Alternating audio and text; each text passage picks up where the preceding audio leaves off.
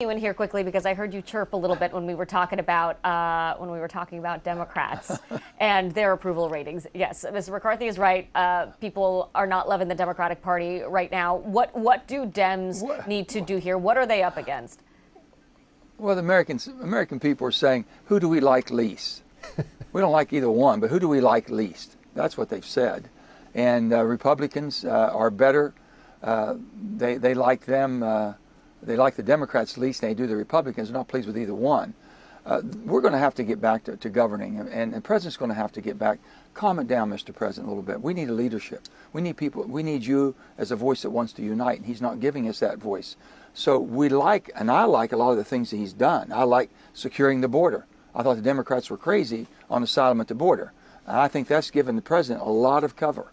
Let me give you one other barometer, too, and I don't know if Kevin will agree with me or not, but the Tennessee race, you had a special election down in Tennessee, yeah. Kevin, and the Democrats were saying, oh, we only lost by 9 points. If they would have had a centrist, moderate Democrat, such as Abigail Spanberger or Mikey Sherrill, they could have won that race there. That was a winnable race for Democrats, but they can't get out of their own way. They went with a real far progressive person on the left. And you know, that's not going to work. It's just not going to work. And Kevin's right. Democrats have lost more registration, people who are registered as Democrats, since the November election of 24 than the Republicans, and they have gained. So if you think this country is going left, and if the Democrat progressives think that they're going to win from the far left, I mean the far left, they're just throwing, and Texas is a perfect example right now. They're just kind of throwing that one up. You know, what they have running against. The quality of the candidate matters. Let me give you an example. When Nancy Pelosi was elected Speaker, I was elected Republican leader. In those 4 years, we turned it around and won the majority by 5 seats. We were able to win 5 more seats in California without redrawing the lines. We won 5 more in New York. Right. We elected the most Republican women, the most Republican minorities.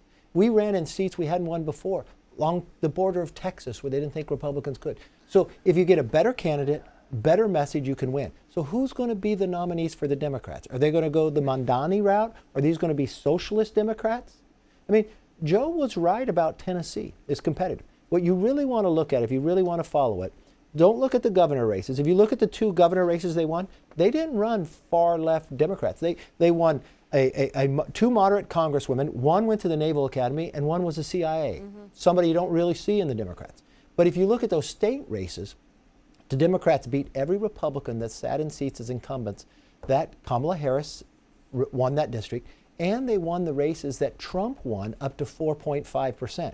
So if you extrapolate that on the current districts, you would say Democrats have a better chance of winning the majority, but only to about 220, maybe 223. So it's total jump ball. Republicans are in the majority. I would do as a wake-up call. No longer give people breaks from not being in Congress. Don't sit there and put a bill by the day. Put a strategy, right? And start with the election day and work backwards. What do you want in the voters' mind? And I think also, the first